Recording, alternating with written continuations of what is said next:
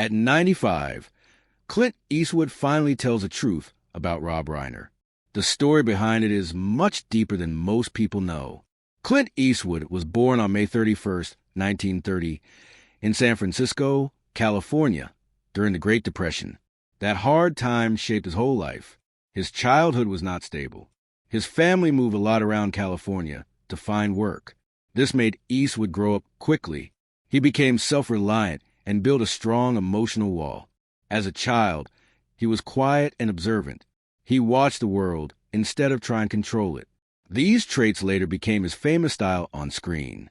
Music was important to him too, especially jazz and piano. It taught him rhythm, timing, and control. These things quietly influenced his directing style later. After high school, he did not go straight to Hollywood. He did tough jobs like lifeguard, lumberjack, and gas station worker. This real work kept him close to everyday struggles. It gave him respect for people who work hard without praise. Acting did not come easy. After the U.S. Army, he went to Hollywood by chance. He faced many rejections. In the mid-1950s, Universal Pictures signed him, but soon let him go. Executives said his looks and voice were not good, and he had no star power. He did not give up.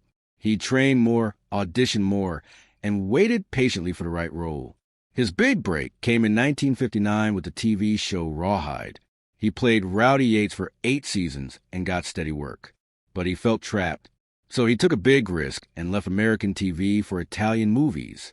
In the mid-1960s, he starred in Sergio Leone's Dollars trilogy for low pay, A Fistful of Dollars, for a few dollars more in the good, the bad, and the ugly. This changed movie history. The films turned the Western genre upside down. They created Eastwood's famous man with no name character, a quiet, unclear good or bad hero who spoke little but said a lot with looks, pauses, or slow moves. Eastwood's style was not loud or showy. His masculinity came from control, presence, and silence. This changed how strong men were shown in movies forever. The films made him a worldwide star and changed Western movies everywhere. More important, they gave him control over his career and choices in a tough industry. When he came back to Hollywood in the late 1960s and 1970s, he was a big star. Movies like Dirty Harry made him the tough law man. It caused a lot of talk. Some liked it as a sign of anger about crime. Others hated it as too strict. Eastwood said his roles were not political. They showed real people with hard moral choices. He did many types of movies: westerns, action, thrillers, romance, and comedy. Films like Play Misty for Me, High Plains Drifter, The Outlaw Josie Wales, Every Which Way But Loose, and Escape from Alcatraz showed his wide skills. As a director, he made a simple style: quick work, trust in actors, real emotion, few takes, natural light, no extra stuff. His stories dealt with serious topics like getting old, regret, saving yourself, violence, and right or wrong choices.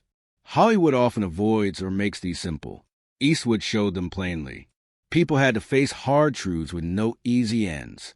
His best was Unforgiven, a tough western that broke the idea of hero cowboys. It showed the true pain of violence and myths. It won Oscars for Best Director and Best Picture. Hollywood had to see him as a real artist. Then came great films like Mystic River, $1 Million Baby, Letters from Iwo Jima, Gran Torino, Changeling, and American Sniper. They showed his skill and control. Europe loved him as an artist. He got 3 César Awards and other honors. He won the American Film Institute Life Achievement Award and the Venice Golden Lion. France gave him high honors like Commander the Ordre des Arts et des Lettres and the Legion of Honor.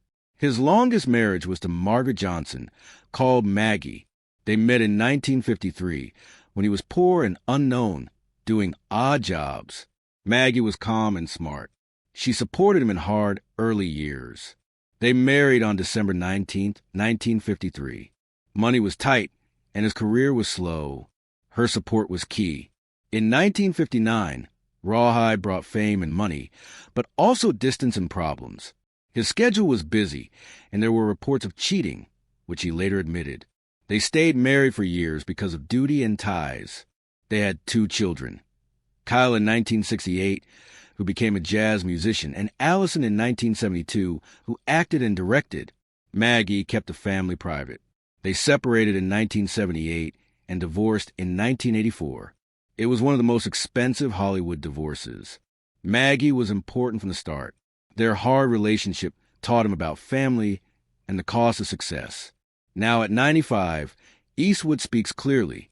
He has been in Hollywood over 70 years and does not try to please anyone.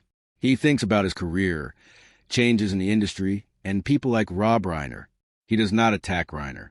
He says Reiner is talented and good at characters and timing. He likes Reiner's early, funny, warm films from when Hollywood focused on good work. But Eastwood worries about a bigger change. Hollywood became too sure and not open. This hurts art. He thinks Reiner shows a group that does not like different ideas. They mix strong beliefs with thinking they are better. Eastwood says his job was never to tell people what to think, but to show who they are. The difference is, Reiner wants to win fights. Eastwood wants to ask questions. He misses when people could disagree, but respect each other. Now, disagreement feels like a bad trait. He is not silenced, but worries for young filmmakers who feel scared. Fear stops good art. He does not know if Reiner sees this. People hear what they want. It is not a personal attack, but a warning about losing real stories. At 95, he has no grudges. Life is short. What matters is freedom to tell honest stories. He prefers films that make people think hard over ones that say they are perfect. His words about Reiner are not angry. They are sad about Hollywood losing curiosity for sameness. Outsiders used to fit in. Now everyone wants to seem inside. If this made you think, hit like, subscribe, and share your thoughts in the comments.